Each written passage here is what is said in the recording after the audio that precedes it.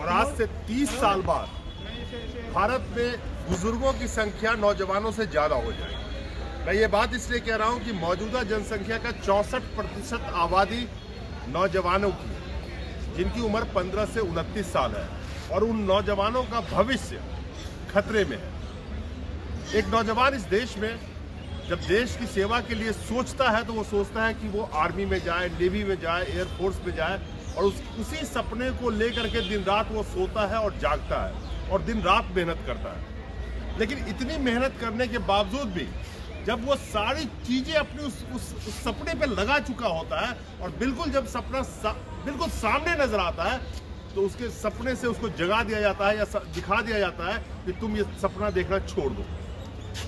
10 साल, 15 साल, 5 साल, 8 साल की लगातार मेहनत उसकी पानी में चली जाती है। हमारे साथ कुछ नौजवान खड़े हैं, अलग अलग राज्यों से आए हैं, कोई बिहार से आए हैं, कोई उत्तर प्रदेश से आए हैं, कोई तमिलनाडु से आए हैं, और ये वो लोग हैं जो कोविड के दरमियान बहुत सारे एग्जामिनेशन कैंसिल किए गए थे, चाहे वो रिटन हो चाहे इंटरव्यूज हो, सब कैंसिल किए गए थे। बाद में कई अलग अलग छात्र आके मांग कर रहे हैं कि हमें दोबारा से उसके लिए चांस दिया जाए।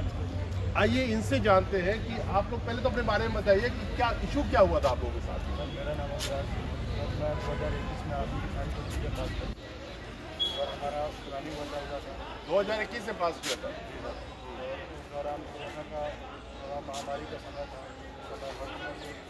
सारे काम बाकी तो हम लोगों ने भी वेट किया था। लगभग 2 साल हमें भ्रम में सरकार ने कहा कि आपकी भर्ती करा दी जाएगी, आपकी ज्वाइनिंग करा दी जाएगी। उस समय जिसमें भर्ती हुआ था सर हमारा एज 21 साल था और 2 साल भ्रम में रखा गया। 2 साल बाद मतलब अग्निपथ योजना ला के हमारे सबसे और उस दौरान 2 साल एज भी हमारा बढ़ गया, 23 साल हो गया। और उस समय अग्निपथ योजना आया तो हमें बोला गया कि जितने भी इससे पहले भर्तियाँ हुई है सबको निरस्त की जाती है और जो भी लड़के आएंगे सभी अग्निपथ पे कहा जाएगा। तो उस दौरान सर हमारा एज 23 साल हो गया और हम अग्निवीर में भी नहीं जा सकते थे और हमारा मतलब एज भी बाढ़ खत्म हो गया सर और हमारा भर्ती भी निरस्त कर दिया गया। और हम लोग सर हर तरह से क्वालिफाइड थे, हमारा बस ज्वाइनिंग बाकी था और एयरफोर्स का भी लगभग 8,000 संख्या था, 8,000 अभ्यर्थी थे जिनका मतलब ज्वाइनिंग बाकी था, तो सारे भर्ती निरस्त कर दिए। तो नहीं, सवाल ये है कि अभी ये कह रहे थे कि इनकी जब सिलेक्शन हुआ उसके बाद कहा गया कि इसको अग्निपथ में हम कन्वर्ट कर रहे हैं। इस देश में जो एमएलए एमपी बनते हैं उनको 5 साल का जो पीरियड मिलता है उसको अगर 2 साल कर दिया जाए तो क्यों नहीं किया जा सकता, ताकि 2 साल के बाद ही जनता के पास उनके पास चॉइस हो कि वो चाहे अगर काम नहीं कर रहा तो उनको वापस घर पे बिठा दिया जाए। यानी कि जो नौजवान ताउम्र यानी कि वर्किंग लाइफ में पूरे देश की सेवा करना चाहता है, यानी कि 58 साल या 60 साल की उम्र तक वो आर्मी में नौकरी करना चाहता है, सपना देखता है कि मैं देश की सेवा करूंगा अपनी ताउम्र जीवन भर, उसको कहते हैं कि अब तुम्हें अग्निवीर और अग्निपथ में तब्दील कर दिया गया। हमारे साथ कर्नल मेहर साहब है। कर्नल साहब, आप फौज से रिटायर्ड हैं, एज ए कर्नल रहे हैं। इन्होंने एक बात कही थी इसलिए मुझे आपके पास आना पड़ा कि अग्निपथ या अग्निवीर जो ये कह रहे हैं, क्या इस देश के युवाओं को इतना अकल नहीं है या सबकी मति मारी गई है कि जो उनके साथ छल किया जा रहा है, जिसके तहत आज 64% आबादी जो मैंने कहा युवाओं की है, इतने बड़े जनसंख्या के साथ अगर छल किया जा रहा हो, उनकी आवाज़ नहीं निकल रही है, उनकी क्या मजबूरी हो गई? ये दरअसल आपको मैं बताऊं कि 2.5 साल से माहौल देश में ऐसा बढ़ा दिया गया है, केवल इन नौजवानों का नहीं, किसी की भी इनके साथ जो मंत्री हैं या सांसद हैं उनकी आवाज़ नहीं निकल रही है। एक शब्द आज किसी मंत्री या सांसद की औकात नहीं है कि वो अपने प्रधानमंत्री महोदय से ये कह सकें कि ये नीति आपकी गलत है। अगर वो कर दिया तो वो जाएगा, या तो उसके लिए कुर्बानी चाहिए, कुर्बानी के लिए लोग तैयार नहीं है।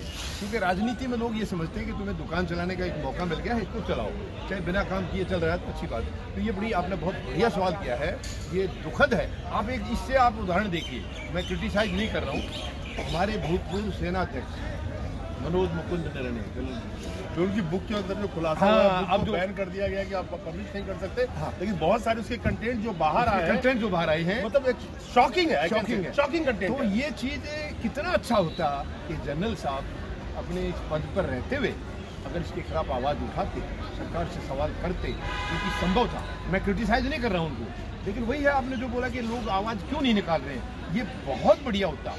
और आप देखिए, सेना अगर जरा सी भी कमजोर हो गई तो देश का भविष्य क्या होगा। और ये जो 1.5 लाख युवाओं के साथ जो हो रहा है, क्या आप नहीं समझते कि इसका हमारे सेना के मनोबल पर असर पड़ेगा? क्योंकि जो आज वहाँ से रिटायर होने वाले हैं उन्हीं के बच्चे यहाँ अप्लाई कर रहे हैं, वो भर्ती हो रहे हैं, या किसानों के बच्चे इसमें जा रहे हैं। क्योंकि पुलिस और सेना में हमारे साधारण परिवार के बच्चे होते हैं, गरीब मजदूर जवान किसान, इन्हीं के बच्चे होते हैं। और इसका अगर उनके मोराल पर फर्क पड़ गया, लेकिन ये सरकार को चिंता नहीं है। मुझे नहीं मालूम, सरकार अपने आप को इतनी सुरक्षित मानती है, उनको सेनाओं की जरूरत नहीं है, लेकिन 140 करोड़ लोगों की सुरक्षा के लिए सेना के बगैर कुछ नहीं। आपने एक बात की है तो मैं उसमें जोड़ना चाहूंगा, इस देश में जब किसी को कुर्सी मिल जाती है तो इस देश को अपनी बपौती समझता है। वो समझता है कि ये देश मतलब उसका राजतंत्र इसमें काबिज हो गया है, वो राजा रहेगा, उसके बाद उसका बेटा राजा रहेगा या उसके खानदान के लोग राजा रहेंगे। वो शायद भूल जाता है कि इस देश में डेमोक्रेसी है। हम डेमोक्रेसी पे बात कर रहे हैं, हालांकि आज के वक्त में अगर हम रिपोर्ट को देखें तो इलेक्ट्रॉनिक ऑटोक्रेसी में हम कन्वर्ट होंगे। बिल्कुल। सवाल ये है कि देश की जनता इस बात को क्यों नहीं समझ रही है कि जो कुर्सी जनता ने चुन के जिसको बिठाया है वो तो फॉर द टाइम बीइंग है, लेकिन अल्टीमेटली वो तो कुर्सी छोड़ के उतार दिया जाएगा, उसको जाना पड़ेगा। कल तो देश हमारे आपके भरोसे ही है ना। मैं उसी सेना की बात कर रहा हूँ। तो आज अगर जो लोग नहीं बोले उस टाइम में, आपको मैं याद दिला दूं एक और बात, नोटबंदी पे जो बात हुई थी जिसमें बहुत बड़ी बातें आई थी कि आरबीआई को मंजूर नहीं था, कई और जगह पे चर्चा हुई, जबरदस्ती थोपा गया नोटबंदी लोगों के ऊपर में। इसी तरह से अग्निवीर और अग्निपथ की भी खुलासे हुए हैं।